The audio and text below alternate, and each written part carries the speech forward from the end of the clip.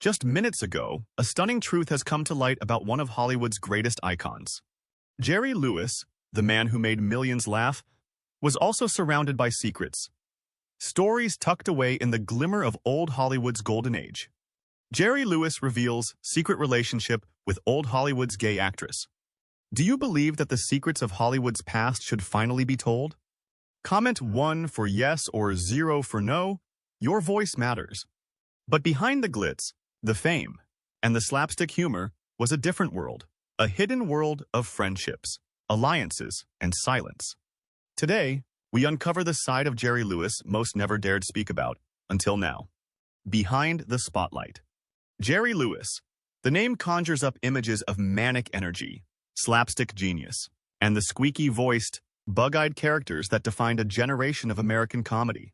To the world, he was a whirlwind of rubbery limbs and comic brilliance, a performer whose influence shaped comedy from Vegas to France and whose charitable work with the Muscular Dystrophy Association made him a household name beyond the silver screen. His public life shimmered with accolades, standing ovations, and bright lights. But his private life told a far more complicated tale, one filled with fractured relationships, estranged children, and emotional wounds left on those closest to him. He was a man celebrated by millions but understood by few.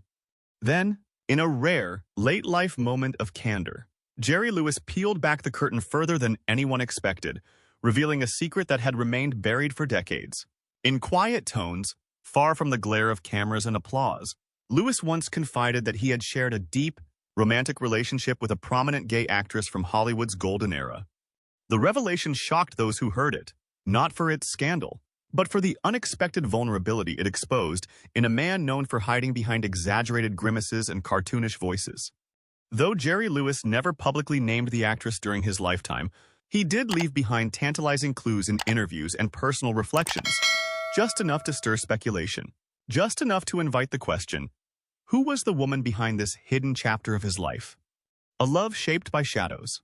According to Lewis, their relationship blossomed quietly, away from the set lights and studio heads who micromanage the personal lives of their stars. It happened during a time when Hollywood's power brokers enforced strict morality, clauses in contracts, and dictated who actors could be seen with, on or off camera. To be openly gay or lesbian during this era was often a career death sentence. As a result, many queer stars of the time entered into so-called lavender marriages, or lived double lives, their true identities concealed beneath the carefully polished image crafted by their studios. It was in this atmosphere, charged with secrecy, fear, and unspoken truths, that Jerry Lewis and the unnamed actress found each other. She was beautiful, as Lewis said, according to one biographer. But more than that, she was brave, braver than any man I ever met in this business. He spoke of their time together with reverence. It was not a salacious fling or a forbidden thrill. It was, in his words, a relationship built on mutual respect and emotional intimacy. She let me in, he once said, not because she needed to hide, but because she trusted me. They shared something rare in Hollywood, a refuge. While paparazzi stalked the streets and tabloids spun stories from shadows, Lewis and the actress found safety in each other's presence. Their evenings were quiet, filled with conversation, jazz records, laughter, and a kind of emotional honesty that neither of them could risk sharing with the outside world. He never claimed she was in love with him in the traditional sense. She preferred women. That never changed. But what we had, it mattered. And it was real. Though Lewis never revealed her name, his descriptions, and the era in which he placed the affair, have led to decades of speculation among historians and classic film aficionados. Names most often whispered in association with his story include Barbara Stanwyck, the tough-as-nails actress whose icy glamour and long-rumored private affairs made her a subject of endless speculation. Tallulah Bankhead, who openly joked about her relationships with both men and women, and who embodied the chaos and charisma that often drew outsiders together. And Marlene Dietrich, the gender-bending icon whose sultry voice and magnetic presence still haunt cinema. All were brilliant, all were bold, and all were known, at least in Hollywood's private corners, to have loved women. Dietrich, in particular, had a history of forming close relationships with powerful men even as she conducted affairs with women like Mercedes de Acosta and Jean Gabin. She fit Lewis's description of someone who understood the limits of fame and the cost of authenticity. She carried a burden. Lewis once said, that would have crushed most men. More than a secret, a sanctuary. What stood out most about Lewis's account wasn't the actress's fame or sexuality, but the tone of the story. He never framed it as a scandal or something to be ashamed of. On the contrary, he spoke with tenderness, a rare softness from a man more associated with manic performances and biting sarcasm. He knew that their relationship would never make headlines, never be immortalized in film or memoir. It was not meant for the public. It was for them. Just them. If the world had been different, Lewis once said, maybe we could have been something more.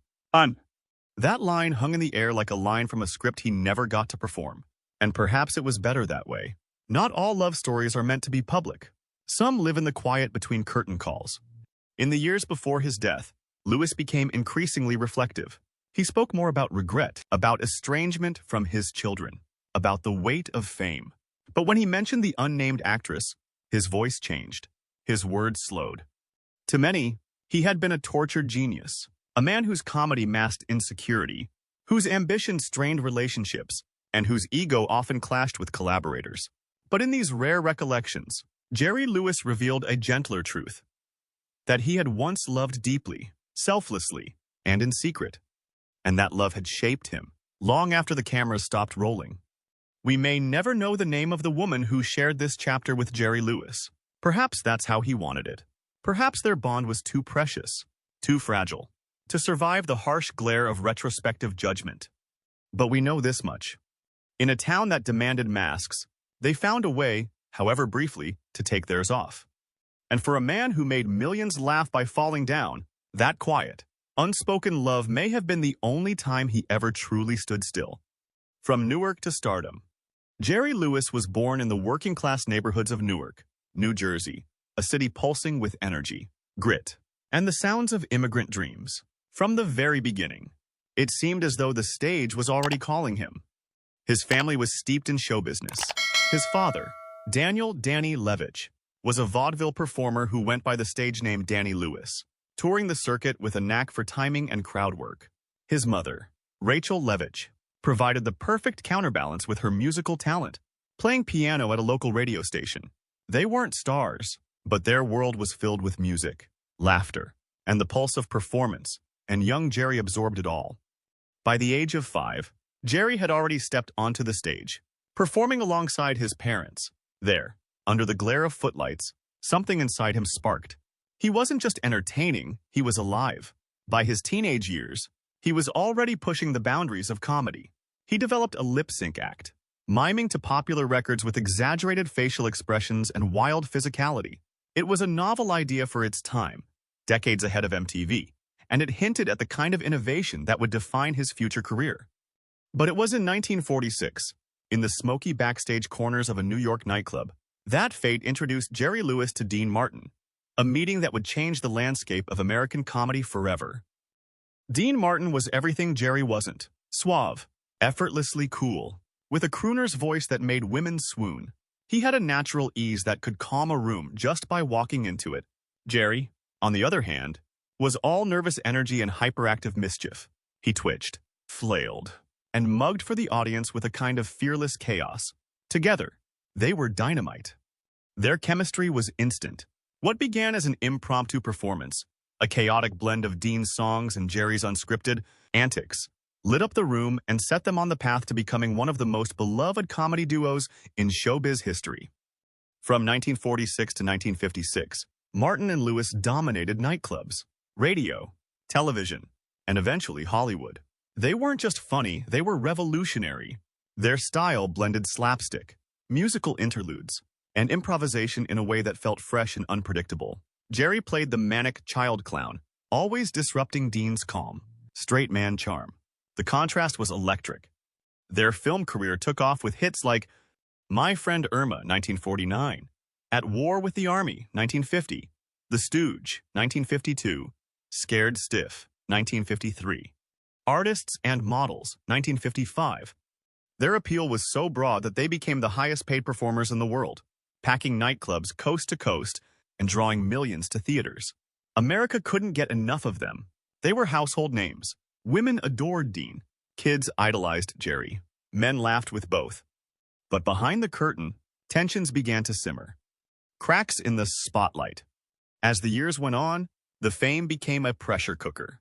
Jerry began to take on more creative control behind the scenes, writing, directing gags, and even pushing into the technical side of filmmaking. He was driven, restless, always reaching for more. Dean, meanwhile, remained laid back, uninterested in the minutiae of production.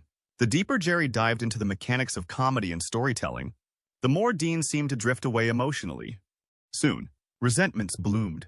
Jerry's popularity among younger audiences began to eclipse Dean's, and many critics began calling Jerry the real star of the act, something that stung deeply. Dean reportedly bristled when photographers would ask him to step aside so we can get a shot of Jerry alone. By 1956, after 10 intense, dazzling years together, it all came to a dramatic end. Their final appearance was on July 25, 1956, at the Copacabana in New York. Exactly 10 years after their first show, they took their final bow without speaking, walked off stage, and didn't talk to each other for 20 years. The split shocked fans around the world. But for the two men at the center of the storm, it was necessary. Their partnership had become too big, too consuming. They needed to breathe. Though often polarizing, brilliant to some, overbearing to others, Jerry Lewis was undeniably a pioneer. Despite the bitterness of their separation, the story of Martin and Lewis didn't end in silence. In 1976, Frank Sinatra orchestrated a surprise reunion during Lewis's MDA telethon. The moment was unscripted and deeply emotional. Dean walked on stage, and Jerry, visibly stunned, embraced him. The crowd roared. After 2 decades of estrangement, the gesture reopened the door to occasional contact, if not full reconciliation. The auteur emerges. When Jerry Lewis parted ways with Dean Martin in 1956, many wondered if the manic clown without his straight man could truly carry a stage or a film on his own. The answer came swiftly, and with thunderous certainty. Jerry Lewis didn't just survive the split. He reinvented himself. Shortly after the duo's breakup, Lewis signed a lucrative contract with Paramount Pictures, granting him an unprecedented level of creative freedom. He wasn't just acting anymore, he was writing, directing, producing, and sometimes editing his own films. Hollywood was not used to comedians who wanted control. But Jerry wasn't just a comedian anymore. He was a visionary. And with that vision came a string of wildly successful films that solidified his place in cinematic history. The Nutty Genius. Among his most celebrated works was The Nutty Professor, 1963, a brilliant and biting reimagining of the Dr. Jekyll and Mr. Hyde tale. Lewis starred as the awkward, socially inept chemistry professor Julius Kelp, who transforms himself into the smooth-talking, arrogant lounge singer Buddy Love, a character many believed was a thinly veiled parody of Dean Martin. But the film was more than satire. It was a masterclass in duality, exploring themes of identity, insecurity, and the masks we wear to be loved. Lewis's ability to seamlessly shift between broad slapstick and poignant vulnerability captured the attention of both audiences and future filmmakers. He became known for blending pathos with humor, much like Charlie Chaplin, but with a style that was louder, more kinetic, and deeply reflective of post-war American anxieties. Inventor. Behind the camera. What few people realized at the time was that Lewis was not only transforming his image on screen, he was also quietly revolutionizing the film industry behind the scenes. In the early 1960s, Lewis invented what would become one of the most important tools in filmmaking, the video assist system. This technology allowed directors to watch playback of a take immediately after filming it, giving them real-time feedback and vastly improving efficiency and performance. Though now standard practice in film and television, at the time, this invention was groundbreaking. It earned Lewis recognition not just as a performer, but as a true technical innovator, something few comedians, or even directors, could claim. His directing style was bold. He choreographed scenes like a dance, filled with elaborate gags, intricate timing, rapid pacing, and physical comedy that bordered on balletic precision. This unique language of film would go on to influence generations of artists, including Woody Allen, Jim Carrey, Steven Spielberg, and Martin Scorsese, all of whom cited Lewis as a major inspiration. an auteur in Paris. Though his later work in America often met with lukewarm or dismissive critical response, silly, dated, and self-indulgent were not uncommon terms. Across the Atlantic, Lewis was being celebrated as a genius. In France, particularly, he was treated with the kind of reverence usually reserved for philosophers and poets. The Cahiers du Cinéma, the influential French film journal, heralded Lewis as a cinematic auteur, placing him in the company of Jean-Luc Godard, François Truffaut, and Alfred Hitchcock. French intellectuals and filmmakers praised Lewis for his formal innovation, surrealist flourishes, and artistic control. His comedic madness was viewed not as chaos, but as a controlled descent into the absurdity of modern life. The French government awarded Lewis with multiple honors, including the Commander of the Legion of Honor, France's highest cultural distinction, an accolade few American entertainers ever receive. The Telethon King. Yet for many Americans, Lewis was more than a movie star. He was the face of a cause. In 1966, Lewis began hosting the Muscular Dystrophy Association's Labor Day Telethon, a marathon broadcast event that combined entertainment, fundraising, and heartfelt human stories. For over 4 decades, he presided over the event with passion, humor, and fierce determination. He raised more than $5 billion for muscular dystrophy research throughout his lifetime, often personally calling donors or breaking into tears during emotional testimonials. His work with the MDA earned him countless humanitarian awards, including the Jean Hersholt Humanitarian Award from the Academy of Motion Picture Arts and Sciences, and international praise for turning celebrity into social responsibility. However, his relationship with the MDA was not without tension. In 2011, Lewis stepped down from hosting duties amid reported disagreements with the organization's leadership. The split was bittersweet. Yet, even as the partnership ended, his decades-long dedication left a legacy few entertainers have ever matched. Late career renaissance. As he entered the later chapters of his life, Lewis experienced something unexpected, a renaissance of critical appreciation. In 1982, he took a dramatic turn in Martin Scorsese's dark comedy, The King of Comedy, starring opposite Robert De Niro. Playing a fictional talk show host kidnapped by an obsessive fan, Lewis delivered a restrained, introspective performance that stunned critics. Gone were the flailing limbs and high-pitched antics. In their place stood a quiet authority, filled with nuance and sadness. The role earned him widespread praise and introduced him to a new generation of filmgoers, many of whom had only known the exaggerated clown from old films. It proved once again that behind the slapstick mask was a serious, multifaceted artist. Appearances on late-night talk shows reminded audiences of his quick wit, biting humor, and unparalleled ability to hold a room in the palm of his hand. A complicated legacy. In death, as in life, he remained a figure of both celebration and controversy, estranged from several of his children, often criticized for his ego and difficult personality. Lewis never shied away from being complex, but his impact is undeniable. He changed the rules of comedy. He reinvented performance. He broke ground in directing. He invented tools still used today. And he raised billions for children who needed a champion. Whether remembered as a brilliant clown, a misunderstood auteur, or a complicated humanitarian, Jerry Lewis was, and remains, unforgettable. He once said, "I've had great success being a total idiot." But the truth is, he was never just an idiot. He was an artist. The family man behind the spotlight. Long before the tuxedos, telethons, and international stardom, Jerry Lewis was just a young comic on the verge of making it big. And at the heart of that early chapter in his life was Patty Palmer, born Esther Grace Kaolonico in 1921, a woman of poise, talent, and deep religious conviction. They were married on October 3, 1944, when Jerry was just 18 years old and still trying to find his voice on stage.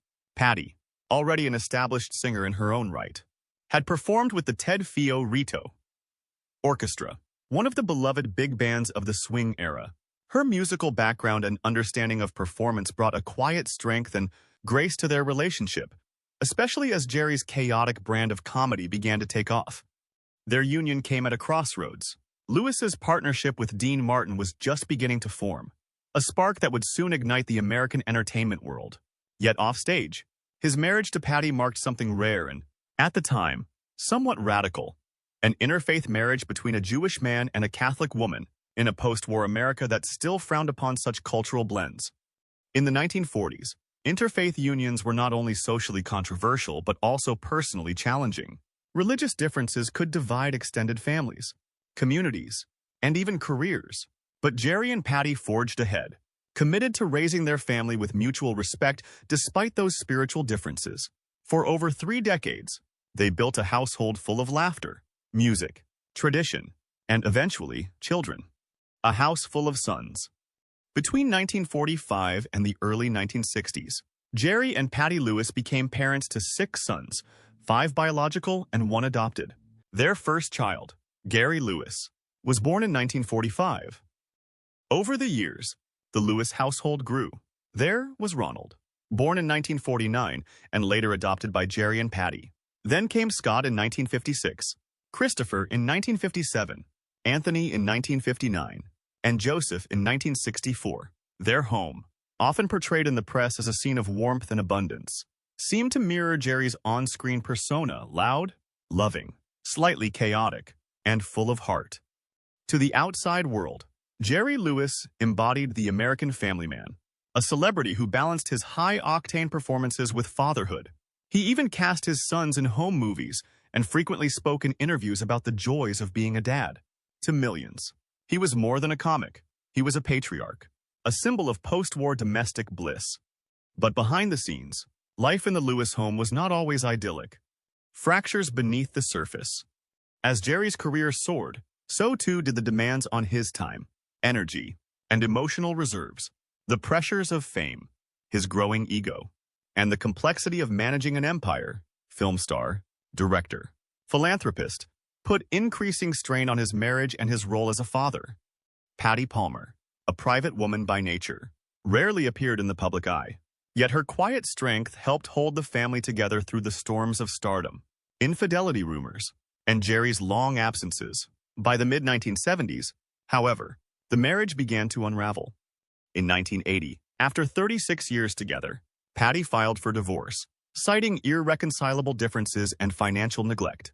In court documents, she claimed Jerry had been emotionally distant and unfaithful, accusations that hinted at long-buried tensions beneath their glamorous image. The divorce was finalized in 1983, and the family that had once graced magazine covers splintered quietly. But even deeper pain lay ahead. In 2009, tragedy struck the Lewis family when Joseph, the youngest of Jerry and Patty's sons, died at the age of 45. He had long battled drug addiction, and though his struggle had mostly stayed out of the spotlight, it was well known within the family. His death marked a heartbreaking chapter that Jerry rarely discussed publicly. In interviews, he would become visibly emotional when asked about his children, especially those he had become estranged from. And estrangement, sadly, was a recurring theme. Several of Lewis's sons, including Gary and Anthony, would later speak out about their complicated relationships with their father, some describing him as emotionally unavailable, others recalling an intense and volatile household. Gary said he hadn't talked to his dad in years and that they were estranged in every sense of the word. Adding fuel to the fire. When Jerry Lewis died in 2017, his will explicitly disinherited all 6 of his sons by name, leaving his estate instead to his second wife, Sandy Pitnick, and their adopted daughter, Danielle. The decision shocked the public and reignited debate over the darker corners of Lewis's private life. Extramarital affairs. However, as time passed, that pleasant image contrasted strongly with accounts of strained family connections. While still married to Palmer, Lewis is said to have fathered a daughter called Susan Minaret, also known as Susan Lewis, in 1952 with Lynn Dixon Kleinman, a former fashion model and showgirl. Susan has long claimed to be Jerry Lewis's biological daughter, and in adulthood, she sought legal and public validation for her claim. Although Lewis never officially acknowledged her as his kid, a DNA test done in subsequent years revealed an 88.7% chance that Susan was connected to Gary Lewis, bolstering the case that she was Jerry Lewis's real daughter. Susan apparently went through terrible times and spent years in poverty and homelessness, heightening public concern over Lewis's failure to acknowledge or help her in any significant way. Lewis' extramarital romances were not hidden from the public or his family. Throughout his marriage to Palmer, he freely pursued love connections with other women, and in later years, He even revealed these indiscretions without shame. In a 2011 People magazine interview, Lewis admitted to having relationships with some of Hollywood's most famous female idols, including Marilyn Monroe and Marlene Dietrich. His open, unrepentant attitude toward these liaisons revealed a lot about his personality and beliefs on fame, fidelity, and power in Hollywood. For Patty Palmer, however, the betrayals and persistent emotional toll were too much. After 35 years of marriage, she filed for divorce in 1980, alleging Lewis's persistent adultery and out-of-control expenditures. The divorce was formalized in 1983, thus terminating one of the longest celebrity marriages of the time. Disinheritance of the 6 sons. The consequences of their divorce had a long-lasting impact on Lewis's relationships with his children. In an unexpected and contentious move, Jerry Lewis disinherited all 6 of his sons from his marriage to Palmer, as well as their offspring, his grandkids. This choice was specifically mentioned in his will, which distributed his fortune to his second wife and their daughter. The exclusion sparked considerable conjecture about profound familial rifts. Gary, his eldest son, openly attacked his father in interviews, describing him as nasty and wicked. He said that Lewis was emotionally aloof, nasty, and unloving toward his children, and that they never received compassion or recognition from him. These words provided a significantly more nuanced and traumatic picture of Lewis's private life than his public persona did. Found love again. Following the end of his first marriage, Lewis fell in love again with Sandra Sandy Pitnick, a lady 25 years his junior. Pitnick was a classically trained ballerina who had attended the University of North Carolina School of the Arts. She eventually became a flight attendant and played a little dance role in Lewis's 1980 film Hardly Working. When the two met, their romance grew swiftly, and they married on February 13, 1983, in Key Biscayne, Florida. Unlike his previous marriage, Lewis's relationship with Pitnick was far more private and, by all accounts, happy. Danielle Sarah Lewis, the couple's adoptive daughter, was born in 1992. Lewis talked fondly and proudly of Danielle, characterizing her as a source of delight in his final years. The marriage lasted 34 years till Lewis's death in 2017, and Pitnick was at his side throughout his health issues and last years. Despite his massive success and stature as a pioneering comedian, Jerry Lewis's legacy is inextricably linked to complicated familial dynamics, difficult parental connections, and unsolved psychological conflicts. Death. Jerry Lewis, the iconic comedian, actor, director, and humanitarian, died peacefully at home in Las Vegas, Nevada on August 20, 2017, at the age of 91. His death marked the end of a long and often contentious career that spanned 7 decades and left an unmistakable effect on the worlds of entertainment and philanthropy. Lewis has been dealing with various health difficulties for many years. The Clark County Coroner's Office said that the official causes of death were end-stage heart disease and peripheral artery disease. These diseases are often the result of long-term cardiac troubles and poor circulation, which are frequently found in the elderly who have endured decades of physical strain and health issues. Lewis had many heart attacks throughout his life, commencing in the early 1980s, and had undergone various procedures, including an open heart procedure in 1983. In addition to cardiac difficulties, he suffered from chronic back pain, diabetes, pulmonary fibrosis, and a prescription medication addiction, which made his final years tough. Lewis's corpse was cremated when he died, as per his desires. His cremation was a calm, unobtrusive finish to a guy who had led such a spectacular and prominent life, while his passing elicited an outpouring of tributes from fellow entertainers, fans, and organizations he had supported throughout his career, including the Muscular Dystrophy Association, for which he raised over $2 billion. His private farewell remained intimate and personal, in keeping with his decision to spend his final years largely out of the spotlight. Inheritance. In terms of inheritance, Jerry Lewis' last will and testament disclosed a decision that garnered widespread media coverage and public controversy. He decided to leave his estate to his second wife of 34 years, Sandy Pitnick, a former Las Vegas dancer and actress whom he married in 1983. The couple had adopted a daughter, Danielle Sarah Lewis, in 1992, and Lewis's inheritance was also left to her. This act demonstrated Lewis's close attachment with his second family in his senior years, which contrasted sharply with the stormy ties he maintained with his first marriage's children. Significantly, Lewis will notably omitted all 6 of his boys from his first marriage to singer Patty Palmer, which lasted from 1944 until their separation in 1980 and subsequent divorce in 1983. The couple had 6 boys together, including an adopted son. The decision to completely disinherit them, saying in formal language that they would get no benefits in any shape or form, sparked much conjecture and controversy.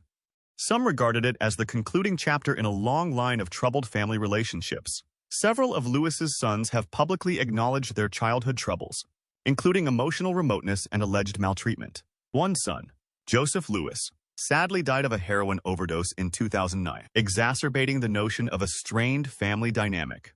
Others have suggested that Lewis' choice was affected by personal grudges and intricate family histories that were never completely disclosed to the public. The disinheritance served as a reminder that, despite his public persona as a comic genius and dedicated fundraiser for children with disabilities, Jerry Lewis's private life was sometimes filled with conflict, paradoxes, and unresolved anguish. His legacy, although safe in the pantheon of American entertainment, is nevertheless characterized by the complications of celebrity, human fallibility, and the ongoing problem of reconciling public adulation with private reality. What do you think? Was Jerry Lewis braver than Hollywood gave him credit for? Tell us your thoughts in the comments. And if you believe truth deserves the spotlight, like this video and subscribe for more untold stories of Hollywood's golden age. Until next time, stay curious.